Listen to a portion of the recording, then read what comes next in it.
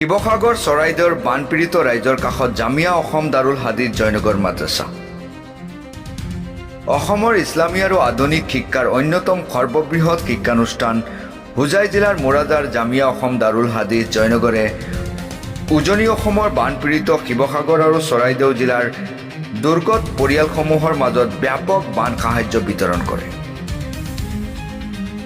জামিয়া সম্পাদক মৌলানা তৈবুৰ ৰহমান কাছিমি আৰু সহ সম্পাদক মৌলানা বাহাৰুদ্দিন চাহাবৰ নেতৃত্বত যোৱা এটি সজাতি দলে প্ৰায় 5 লাখৰো অধিক মূল্যৰ অত্যাৱশ্যকীয় সামগ্ৰী বানাক্ৰান্ত লোকসকলৰ মাজত বিতৰণ কৰে। জামিয়াৰ কাৰ্যকৰী সমিতিৰ সদস্য তথা প্ৰচাৰ বিভাগৰ আহ্বায়ক জমিৰুদ্দিন তালুকদাৰে জনোৱা মতে সাহায্য সামগ্ৰী বিতৰণ আছিল আঁঠুৱা, ফেনাইল, চিৰা, গাৰু, বিচনা চাদৰ, মহ খেদা ঔষধ, শিশুৰ খাদ্য, বিশুদ্ধ খোৱাপানী আৰু আমুল তাজা আদি। এই সাহায্য প্ৰায় 1500ৰো অধিক বানপীড়িত লোকৰ মাজত বিতৰণ কৰা হয়। জামিয়া অসম দাৰুল হাদিছ জয়নগৰৰ এই মানৱীয় পদক্ষেপে শিৱসাগৰ আৰু চৰাইদেউ জিলাৰ ৰাইজৰ মাজত ব্যাপক প্ৰশংসা লাভ কৰিছে।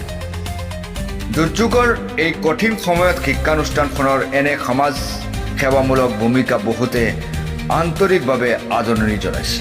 News desk report today live Assam.